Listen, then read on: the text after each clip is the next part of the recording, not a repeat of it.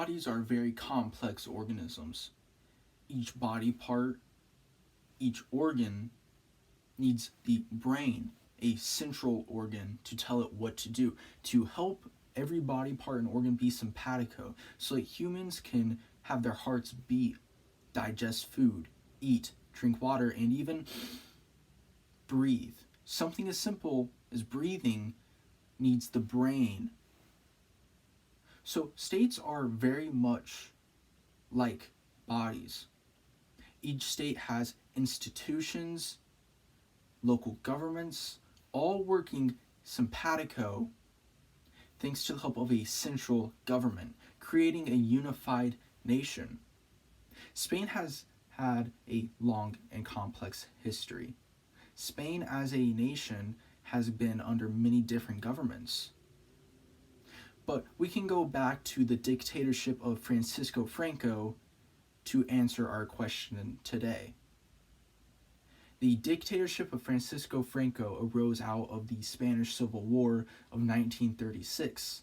Francisco Franco created a very unitary state, all centralized on him and his cult of personality.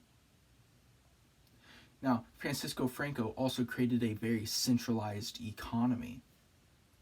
This was done to curb separatism in regions like Catalonia and the Basque region, to create a truly unified and strong Spain, even though that may have not been the effects of his centralization.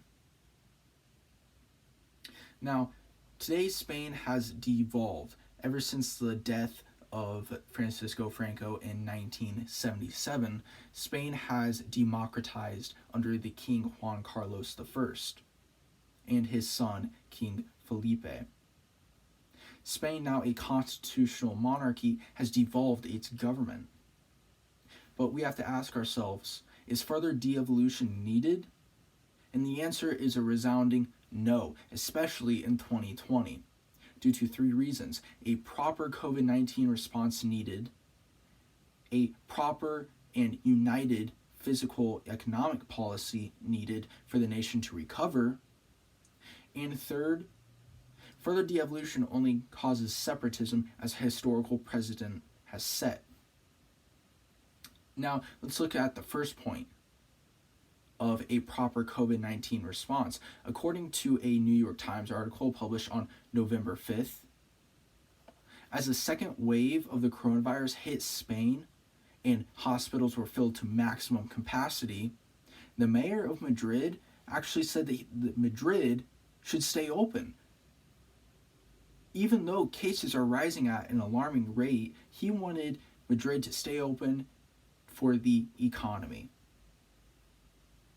We can see that obviously many local governments are wanting to stay open to help the economy. They care more about the economy than the actual citizens of Spain. That's why further de-evolution, giving them the choice to stay open or not, is dangerous. And a central government, one that can speak for all of Spain, not just small governments, local governments, is needed to correlate an effective COVID-19 response plan. Now on to my second point of a correlated economic recovery plan. According to a Financial Times article published on November 16th of 2020, Spain is projected to lose 11% of its GDP because of the coronavirus, which is why the central government is needed to help rebound the economy, which is already starting to take effect.